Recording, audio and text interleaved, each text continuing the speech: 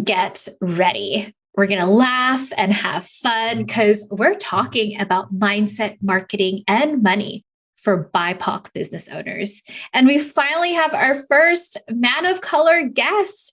He happens to be my friend, Troy Sandidge, an award-winning marketer who spent over 12 years building sustainable strategies and scalable systems. He's generated millions for startups and Fortune 500 companies. He's kind of a big deal. He's also the host of the top 1% marketing podcast, iDigress, and is on a mission to help businesses, especially BIPOC communities. So, DJ, let's drop the beat. Hey, Legacy Maker. I'm your host and MC, Elaine Lou Curtis, business and career coach for women of color and allies. And welcome to the Call Your Dreams podcast, where we have conscious conversations to help you create a business or career that is sustainable, abundant, and equitable to the lifestyle you deserve. Because our ancestors sacrificed so much so we could have this life of choice. Now, grab your coffee, tea, and/or boba, and let's call your dreams to create your legacy.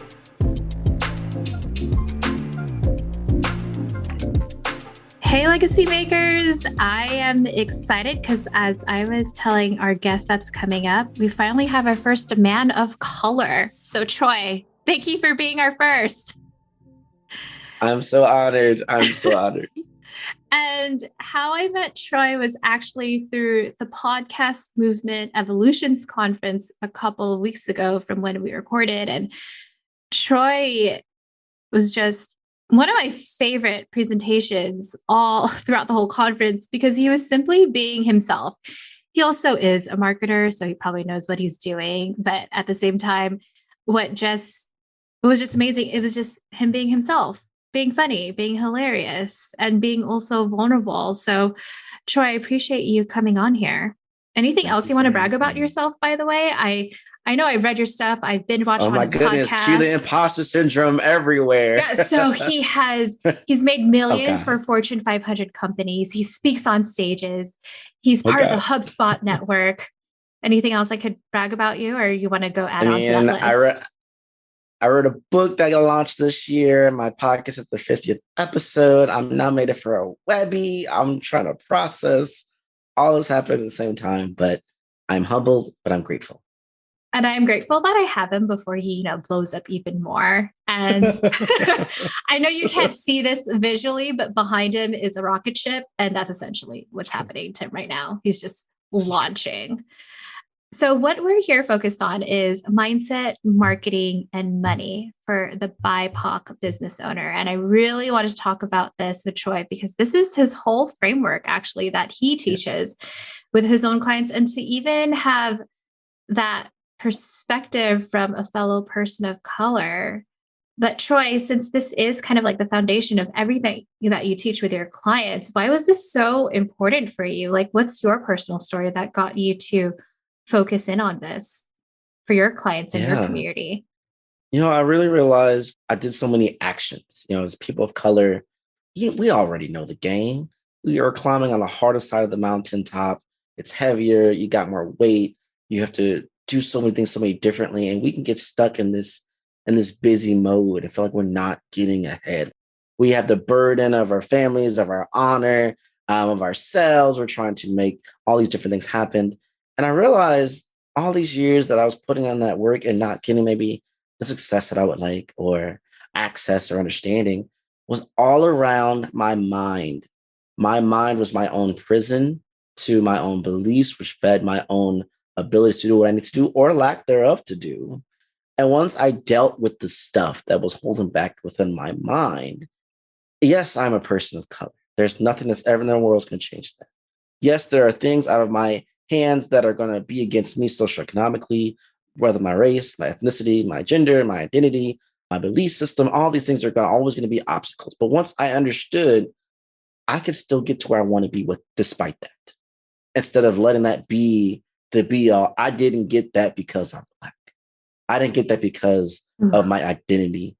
That was the difference. I'm not saying it's not challenging, But just how one person has a smooth highway to get to the same destination and I have the back routes. Just because I'm taking the back routes doesn't mean I still can't get to the same destination. Is it fair? No, it's not fair. But if I want to get to that destination bad enough, I can still do so. And so that's where I really realized I need to put in the work for the mind, because the mindset will unlock better marketing, better messaging, better positioning. You'll find yourself having that level of swagger and confidence and conviction in yourself that you thought you were showcasing out to the world, but you wasn't. Because if you really are, your light is going to shine so bright that whatever obstacles or issues that they have or stereotypes about you, they can't even deny your greatness anymore because you're shining that bright. And so once I realized that mindset is the key to start that process so we can really shine brighter than these diamonds out here in these streets, that's when I'm Instant like, I need Rihanna. to not, I know, right? Insert Rihanna, all great Rihanna. Then I need to tell that to my fellow colleagues, my friends, my clients, my loved ones, people who I see who have all the talent in the world, have the initiative, the mission, but what's stopping them is not the external forces, it's the internal ones. Troy, actually, thank you so much for already going so deep talking about mindset.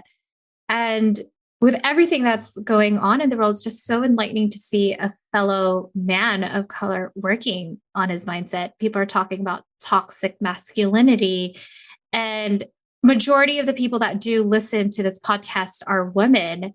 So any tips and advice you have for them on how they could hold space for a man they love, whether it's a partner, a brother, a father, because it's not accepted so much in our society to, hey, let's really talk about how you feel. Where does that come from? And obviously you've done the work. We know how important it is, but it's also up to us as women to hold that space. I promise we'll talk about business stuff, but I just needed to go Oh, deep no, here. I am willing to go wherever this conversation goes. And I love that question. I think for starters, my hope and desire is that men understand how powerful women are. They're not less than. I was raised by strong women.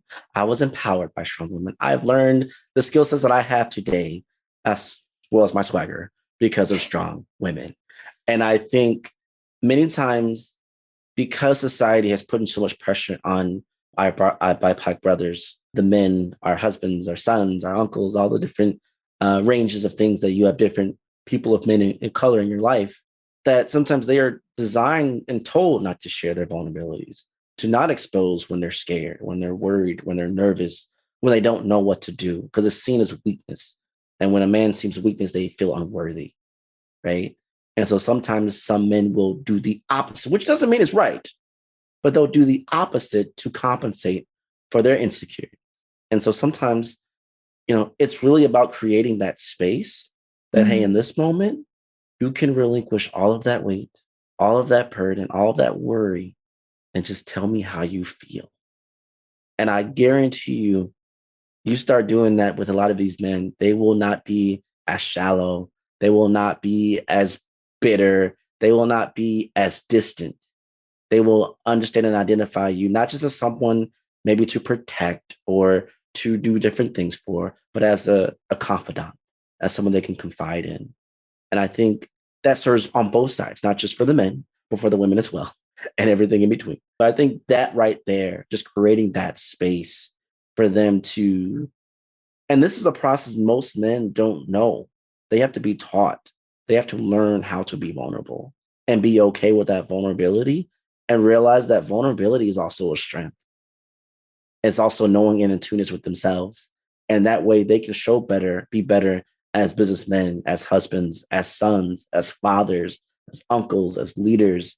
But that space needs to be there. In most cases, it's lacking. It's like the air's out the room and they're barely hanging on to every breath. And so that's my thing. I think if we could start creating better spaces to hear each other and listen, I think that would really start moving the needle to start seeing some improvement. Yeah, the big takeaway that I'm hearing from you is, hey, I see that you're feeling something. I want to hold space for you and not hold any judgment, right? Yep. For both sides, for all sides, and it just becomes better. But As a woman, thank you for doing that work. And we need more men to be doing it for just, I mean, not just on your side, but on both sides, holding that space. It's just so important to have that understanding. So obviously your mindset has created diamonds. Thank you, Rihanna, and created your swagger. So tell us more about how in turn that has helped with marketing and what tips you have for fellow business owners when Sure. identifying their marketing. And just so you know, the folks that are listening, they've been in business for a while, but they're probably a victim to their own success that they may not be doing what they really want to do. Do you know what I mean? Like they've built their Yeah. business up to now that they probably need the right mindset and market who they truly are moving forward. No, totally. I think, when it comes to business, you really got to manifest the business you want to be.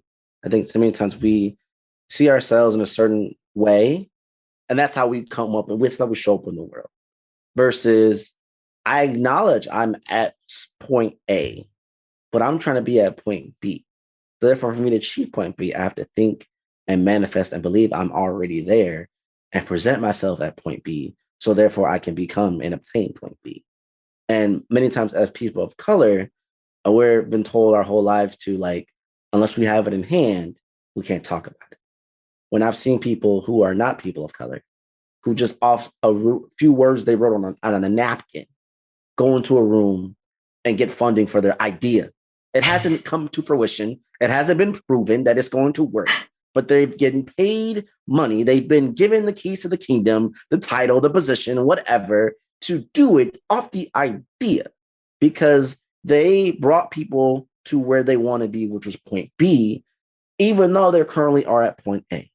But people of color, we have this thing, and we have been taught this. We have been grind through whether you come through the 9 to 5 process, mentality of if we don't have it in hand, we can't talk about it. That's the first thing we need to kind of throw it out the window. The moment we have an idea and we know it's something that could be of value, let's talk through it. Now, sure, if you get deep and you need patents, all that stuff, that's a whole other conversation for the day, copyright stuff. But I'm talking about the grand scheme of things. You need to present yourself who you want to become and not just stop where you are. That's a hard thing to do because we deal with imposter syndrome. We deal with insecurities. We deal with, well, I don't know if I come off too strong, headstrong, that seems as a problem when all I'm trying to be is confident. If I come off as too strategic, that comes off as me being too shy. And if I say it this way, now I'm angry. If I say it this way, I don't have enough assertiveness. And it's just all these, if we do this, then they'll respond with this. If you do this, they respond to this. Like there's going to come a time where maybe if that person or that business or that venture capitalist or that individual or that potential customer doesn't see you for who you are, they're not the right one for you. Has nothing to do with you. You did everything right. They're not for you. Another person, another phone call, another Zoom call, another pitch, another presentation somewhere else. Someone's going to hear what you have to say, and it's not going to be friction. I love what you're saying, and I want to learn more. I want to buy in. I want to invest, whatever the call to action is. That's the thing that once you get your mindset right, you switch. Because for many a part of my life, when I would rise up the ranks of corporate America, when I would just go to bed, I'm not taking vacation, I'm grinding, I'm working, and I do all these things, and I get to the end of it, and it didn't work out. And I'll be like, oh, was it because I'm Black? Was it because, you didn't see me in yourself, and therefore I wasn't worthy of this title or this promotion or this race? And there may be some subjective commonalities, and I will never deny that. It's definitely true. But I also have to recognize that what's meant for me is mine, and I have to claim it like it's mine. And I think that small middle gap there is what a lot of people of color fall in, and they don't get out of, is claiming what's theirs and going after what's theirs, and that whole totality in the business world. So, Troy, I've been binge watching your podcast since we met a couple of weeks ago. And I believe, 20,000 downloads a month? Is that correct? Please correct me if I'm wrong. We're averaging 20,000, yes. Look at the little humble pie over there. 20,000 is amazing. 20,000 a month. And I even listened to that episode, which I really loved. It was very motivational. You just published your 50th episode. So you did this, you manifested this, you basically claimed it. Listening to earlier episodes, you're like, I'm going to commit to this. I'm going to be consistent to doing weekly podcasts. And I don't think you even know this. I'm actually only in month 2 of my podcast, and I also want to just commit to it weekly. I would love for you to share your personal story of how you just decided, like, I'm committing to this. This is happening weekly. Oh no, 20,000 downloads per month. Okay, HubSpot, cool. You want to get me? That's cool. I'm going to go fly to California from Chicago to speak. That's great. I'm being nominated for a Webby. Cool. Like, how did you overcome that as a person of color? How did you claim it? Well, let me just say, you sound very seasoned. Can you tell I listened to your episodes? Episode like 210 by now. I'm like, wow, you're pretty seasoned.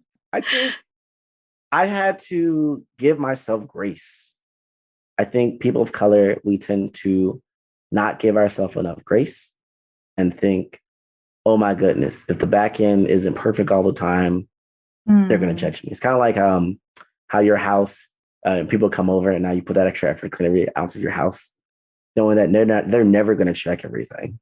They're never going to know. But we feel compelled to just do that, right? You just shove it all in there and just, look, I'm all clean. And I think sometimes when we make a declaration, that's why sometimes we're so afraid to make declarations and tell people what we're trying to do. Because what if I don't be consistent and then I don't finish? I look like a failure. I look like a fool. And I already got enough stuff on my back. I don't need to add to the stereotype that a person of color can't finish anything. See, this is why you need to stay in your lane. And I don't want to hear with those words and those messages and statements, and that runs through your mind, right? And I acknowledge that, but also at the same time, I acknowledge, what if I do continue? And so for me, I learned early on that consistency is subjective. Don't be so caught up in the how the consistency has to be. The consistency may change depending on what's going on in your life. Maybe you have a newborn. Maybe you're moving. Maybe you just, the pandemic. I mean, goodness gracious, like my creativity is gone this month. Okay, instead of me trying to do weekly, can I just do one for the month? That's still me still being consistent. And so letting go of the how consistent and just focus on the act of being consistent, it's a totally different game changer. And so I'm always at a state of, what did I do this month? Because there's some individuals who will naturally think all the things they didn't get done in this month. And that's all they focus on. They don't focus on all the things they actually did achieve in this month, right? And so once I really got into the groove of the things with recording for iDigress, there were seasons where I did go weekly committed. And there were seasons where I switched it up to bi-weekly. And then there were seasons where I did one a month. But I was still consistent in whatever place my consistency was able to do so.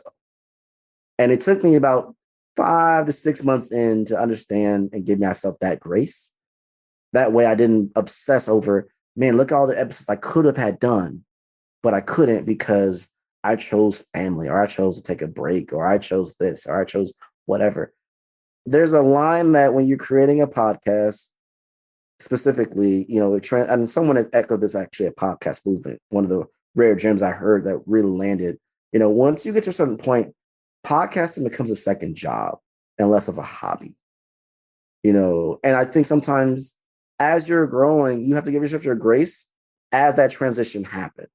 Yeah, it looks great now that I got the 20,000 downloads. I'm part of the Hustle Podcast Network. My podcast got nominated for a Webby, which is insane. And I did it my way, personal color, unapologetically me, in a business space that aren't many of us in. And everyone told me I shouldn't do it. And I still did it my way. And it looks great. It's a great case study. But from when I started September 28th, 2020 to February 20th, 2022, when I got the 200,000 to today, April 7th, 2022, where I'm recording this moment, was a lot of challenges and a lot of doubts and a lot of insecurities and a lot of learning to love my own voice, learning to love my own skin, learning to see if what I feel is worthy of saying on the record, on the mic, would translate to somebody else. And granted, I didn't hear enough support probably the first 7 months. But I kept going because the thing that kept me anchored was when I started in marketing, I didn't have the opportunity to hear voices that sounded like me to give me what I wanted.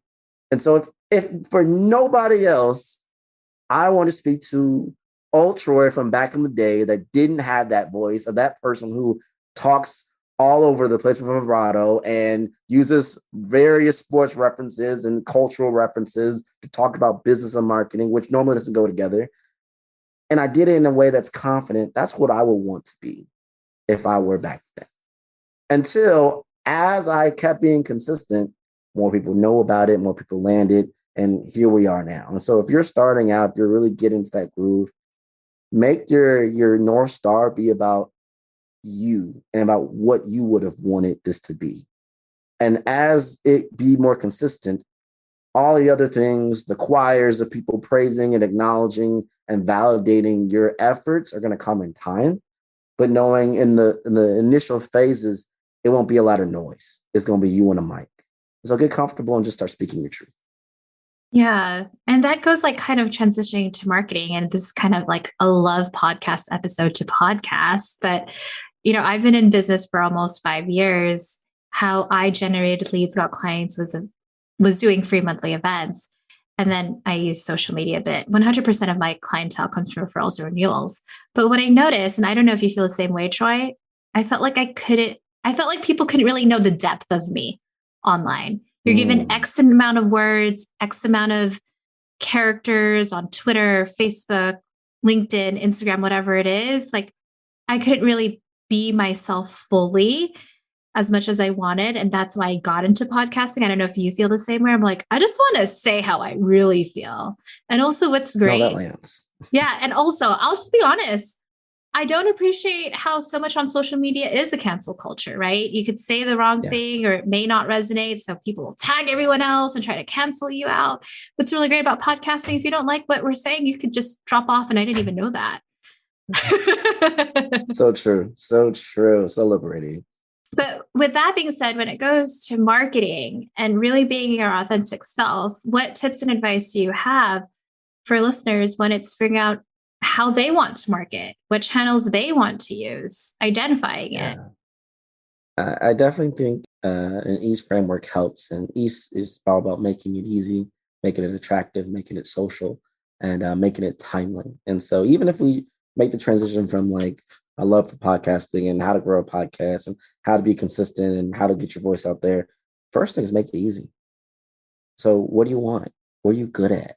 What do you like? What's your passion? Because that's going to bring forth it being easy to do because you know it already. You're passionate about it. There's confidence in it. You know, there's no barriers or friction. And then making it attractive, not just for you to continue doing it consistently, but making it attractive to the very people you're trying to speak to.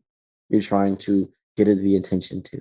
Making it social means making it two-way conversation, not broadcasting and, oh, I'm the bee's knees, look at me. No, engage in conversation. I always like to think it this way, and that in many cases, I can't assume that because someone questions my reasoning for doing something is from a place of disempowerment. It could be just a place of curiosity because they themselves have no idea what my life is like, where I'm coming from, and this is a perfect opportunity to make that bridge happen. And so make it more social is to have those conversations, and making it timely is to be very effective about when and where and how, and how you do it.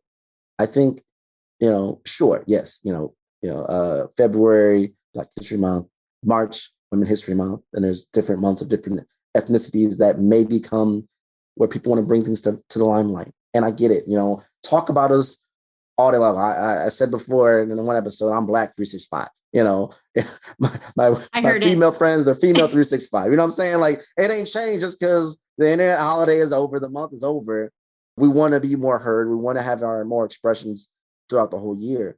But I also have to say that when things come up where you do have an opportunity to be more amplified, whether you feel it's comfortable, you don't like it as much as not, I said, don't let that squander from the opportunity to have more people hear your message that can make an impact.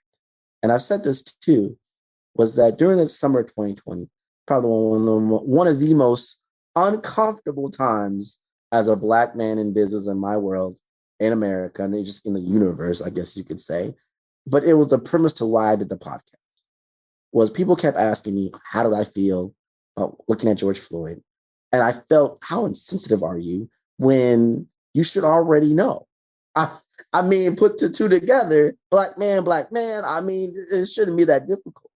What I realized during that season of advising companies of what to do and what not to do after that transpired, and how do we create DEI conversations, and how do we empower our people of color in different sectors of their leadership style to not just be given DEI title and not empowered to actually make a change, which hold to the conversation for another day, y'all. Ooh. We already know about that. I'm not going to go there. So good. I kind of want you to go there, but it's okay. It's okay. Keep going.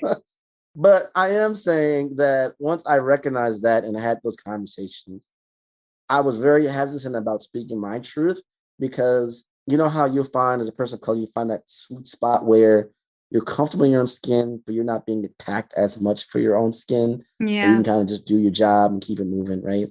And you don't want to bring too much attention to yourself, because you're like, I don't jeopardize my paycheck or my family or my name or being thrown out on the wolves. If you're not used to being public in the limelight, it can be very uncomfortable. I get that. But some lady had told me, I never forget, it was in a Twitter DM. I was complaining, I don't want to do this. I don't want to do this. And she's like, it doesn't matter how you got the opportunity. Use that to your advantage to amplify what you need to be amplified. Mm-hmm. And I said, well, dang. I was so focused on, well, now they want to hear me. Now they want to listen. I don't want to do it. You've been screaming you wanted this opportunity. You've been screaming you wanted a platform for people to see what you have to say. Be unapologetic yourself. No code switching. All truth. All you. All day. Your most authentic self. That you yourself may forget how you sound once you walk out these doors, what it sounds like. And I said, well, I guess I should do that. And I did. And then the podcast happened a few months later, and then I never stopped. And it's a switch. It's a switch. And I think all people of color have that moment where things switch. Yeah. And you finally embrace what you've been putting off. You finally acknowledge your situation. And then you finally take action to actually make change versus complain about where is the change. Ooh, where is the change? I was just feeling everything you were saying, because my focus is being a business and career coach for women of color and allies. And when everything happened in 2020, and I think I kind of told you when we first met, I was a grassroots organizer, knocked on doors, did phone calls, worked on progressive campaigns, but I worked with everyone, right? You worked with all community leaders, if they're white, part of the LGBTQIA plus. And then when things happened in 2020, I started kind of noticing how different ethnic groups started kind of siloing, and then kind of like attacks to some allies, like, well, you're not doing enough, not doing the work. And yes, there's truth in it, but also kind of giving them grace, like their intention, they are learning and growing from it. They may not be perfect, but at least they're trying. I always compare it to like having a romantic relationship with our partners, with your wife, with my boyfriend. We fall in love with them more when we have those conscious conversations, as opposed to, nope, you're wrong. And I got tired. Where's the change? Why aren't people working together? Why aren't people having conversations? And which is why I created this podcast. I'm like, I want people to hear that we could all work together and also be imperfect. Like, I'm an imperfect ally to you, who is, come on, you're a Black man. I know I'm imperfect by trying, but I know I'm going to make mistakes, and at least we tried. Come on. Oh, that one landed, y'all. I hope y'all heard what she said. Ooh, that's the truth that a lot of folk need to hear. We're imperfect. We're all imperfect beings trying to make things better. Yeah. Give us some grace. I mean, and at the same time too, and this is in one of my podcast episodes, not everyone deserves our feedback, right? If someone does something wrong, you're like, you don't deserve me telling you did something wrong. But at least if it's, for example, the situation happened when COVID just started, and a friend of mine who I've known put this message out, like, oh, I guess that's why like Chinese people speak in Chinese, because they don't want this. And I was like, oh my God, she does not realize that's racist. Mind you, she is a good friend. I could have attacked her easily because this was a post on social media, and I sent her a separate message. I was like, hey, this is actually hurtful. She's like, oh my gosh, I didn't know that. But that's what I mean. Like, there's some people you could choose who could share that, but there's other people like, no, you are just a horrible human being. You have no energy to receive that. But I appreciate you sharing that. Like, if you don't see the change you want, why don't you be part of that and be Yeah, okay it if you don't really get it is. perfect? Yeah, I always think of it this way. You can name anybody who inspired you in any way, shape, or form to become who you are to be in your business, your profession, your life, whatever your character of type is. They all had that moment where they didn't have that person to reference. What did MLK do before there was an MLK? He just did. He just became. Think of anybody you think of who is now a prominent leader in your identity, in your space, that you reference it from a book, anything. What did they do before that person became who they became? Who did they have to reference? They became the person they needed so that you can reference them and become who you are so someone else can reference from you. And so change does not happen unless we become that change. And I'm not saying you got to change the world and take on everything, but those micro changes do play a bigger impact than I think we even realize. Now, what's the chances of me deciding last minute to go to Podcast Movement Evolution? Last minute, didn't even have my slides. They didn't have my slides ready. We arranged to get that set up. I went through it, went really well. We got to meet, and now we're here. There's so many micro moments that had to occur outside of myself to allow this moment to happen. And so sometimes we may think the changes that we're pursuing or doing, the actions are weak because the world doesn't know about it. Doesn't matter as long as people are being changed and impacted by it. That is the world. And so it's just really cool to think of it more so that way than put all this pressure on ourselves to think that, if the whole world doesn't release press releases on every move, we didn't make change. Those micro changes add up to big changes. And also, I think what helps me get going, as well as I'm pretty sure for you, Troy, is that this work is beyond me, right? Like, I Mm-hmm. was put here, I always joke around, like, whether it's God, Beyonce, whatever higher being but you believe in, like, there is something bigger than.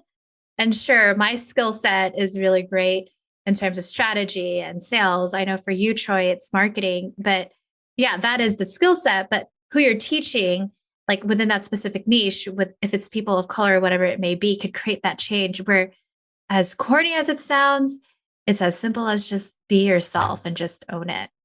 So it goes to the third part of this episode, which is money. You know, how do you, I know we could talk about the mindset and the marketing for it, but how can you own up to charging your worth? Because I mean, this when it comes to scaling, it could be as Oh, yeah. simple as that, just increasing your Yeah. price points. And Oh, I it's so hard know, for us. and I know we challenge because wait, we love it so much. So shouldn't we give back? And I'll be vulnerable. I had a conversation with a team member and she was like, yeah, we had a great retreat. And I love having team members who give me feedback. She's like, I'll just be transparent. Like, we probably should pay like all the vendors more because they outgave themselves, which is great. And I was like, I agree with you. I need to pay the vendors more. At the same time, I need to go increase the prices. Right. So what would you want to share? I think the first thing I understand is that money is a tool. I think, many people of color, they have religious undertones or community undertones or how they were raised that they associated a certain way about money. And that translate into how you conduct yourself in business. Many times we think, well, I want to make sure my business is there for the community, and it can. But if their current sub community can't afford to pay the prices that you need to create the life that you want, you have to leave so you can make the money so that you can come back and make the impact that you want. You can't make the impact without money.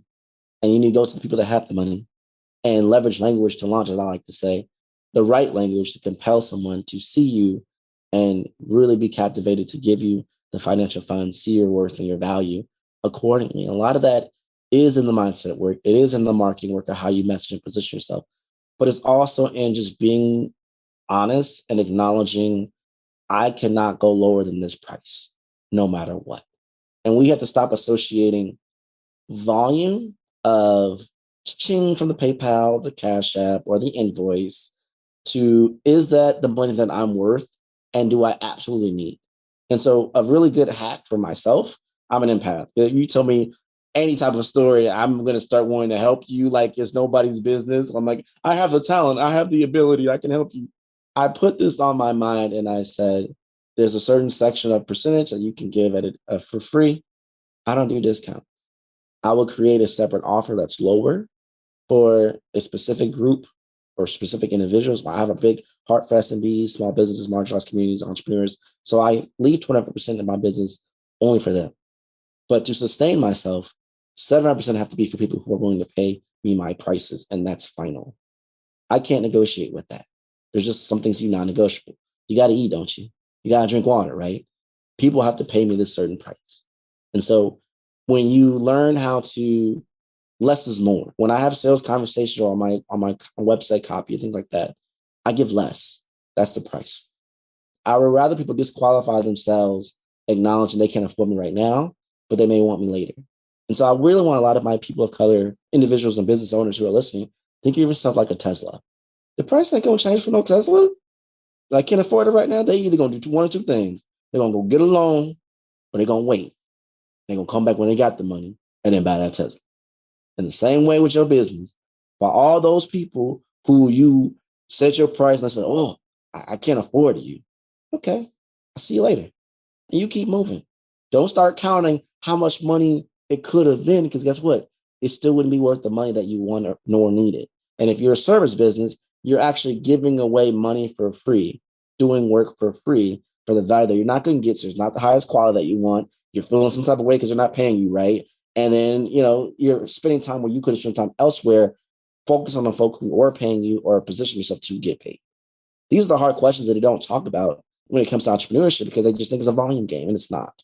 It's a volume game only when the volume is in the right ratio of quality of value that you demand for yourself as your business.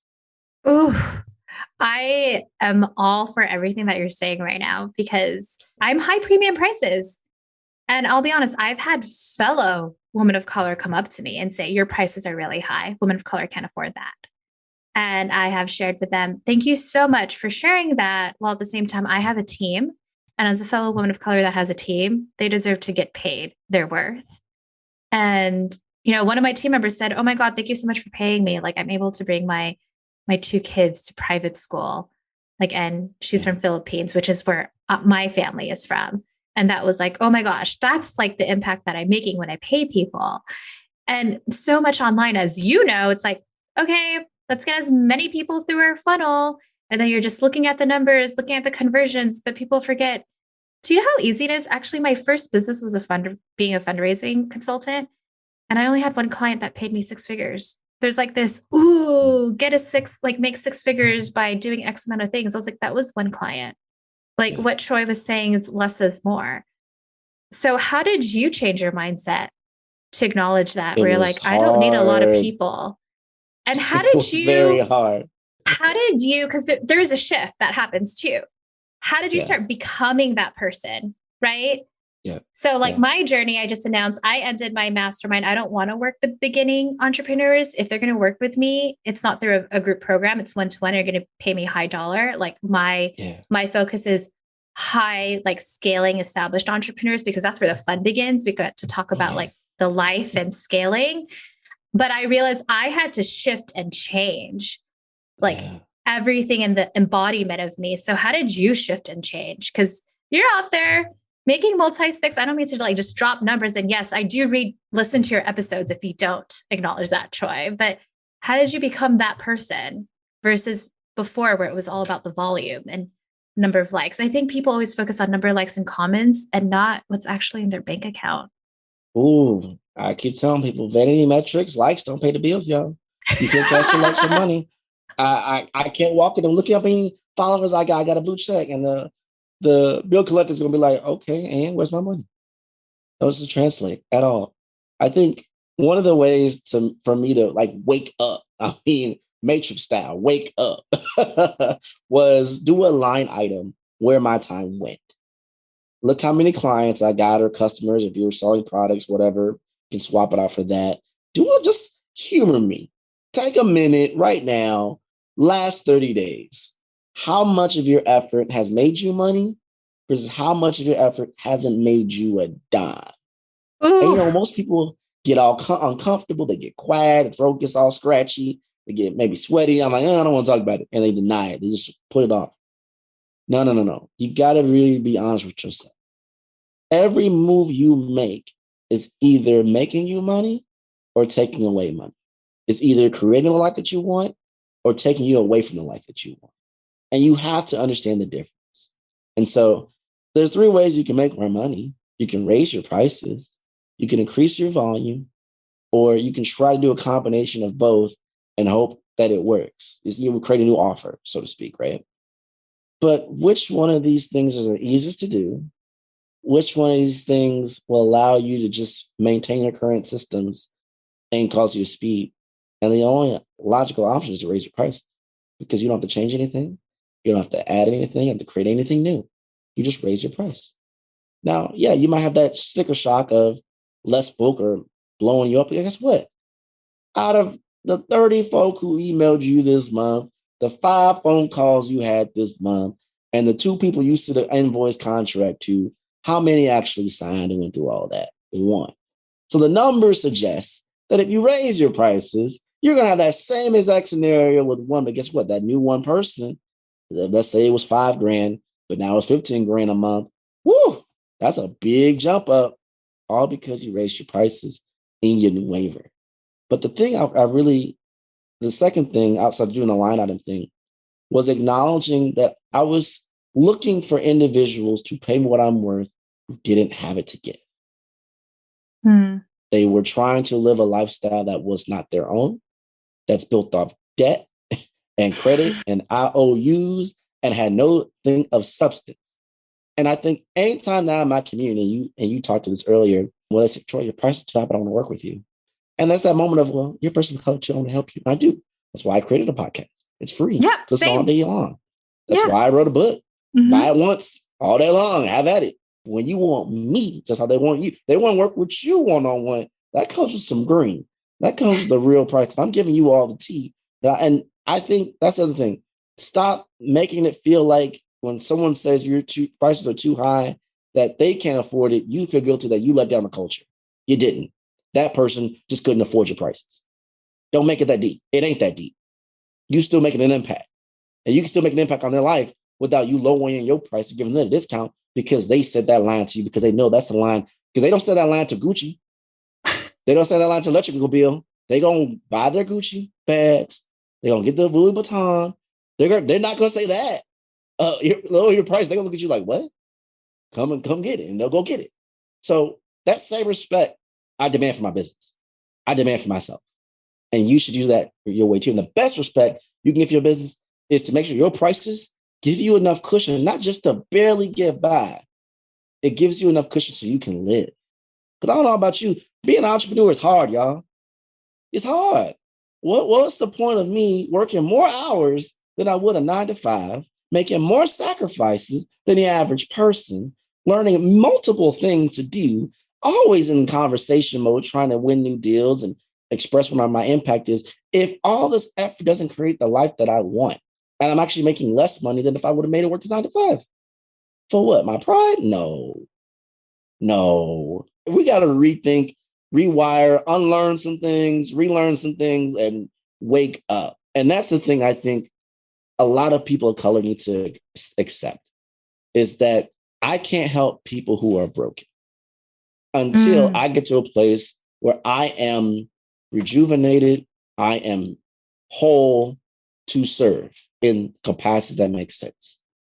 A broken person can't help another broken person. A broke person can't help another broke person. And I can't demand another broke person to evaluate my worth because they don't have it. I need to go where the money resides, and I need people with money to tell me this is confusing, change this, update this, and then I'll be willing to pay your price. That's what we need to do. And that's what I woke up and realized. But it took me to leave my circle to discover that. And that's the thing, we get uncomfortable. We don't want to leave. We complain about it, the circle, but we don't leave the circle to go find out what's true, what's genuine. Would this work? Would people actually pay for it? And you have to leave your circle in order for you to see and determine if it really will be successful. And once you know what it is, raise your prices. Every year, let's evaluate, raise some prices. Let's see what happens. Is it hard? Is it difficult? It gets easier the more you do it. It gets easier the more the money starts coming in and things start making sense and you're able to give back to other folk and make an impact, however you want to do that. It gets so much easier. So release yourself of that pressure, but raise your prices. Don't make it so low that anybody can enter. Don't do that. It's hard. It's hard to do it. I'm actually in the middle of it. When I made the discernment and decision, I'm not working with beginners. I want to work with more established entrepreneurs. Like, I'm actually still going through the grieving process. And it's easy to be like, wait, I am so comfortable doing this process. Because what my lead gen was, I just did an event every month and then I got clients. But then now it's like, yes, this podcast is part of the equation. Like you said, just like your podcast for iDigress, it's giving back to the community. But I also know more established entrepreneurs listen to a podcast because they want to know you're real. Like, they want to know like your depth, your philosophy, because a social media post is not enough. You could have as much likes and comments, but when you're really established, you're like, you could go look through that smoke and mirrors and be like, nope, this person doesn't look real. I need to get to know them. But it's grieving the process. And it's interesting. You were saying like, hey, they were okay paying for Gucci because someone that was interested in wanting to work with me, like, didn't because I was too expensive. And then the next thing I see, she's in Hawaii. I'm like, well, I know that trip to Hawaii was not cheap.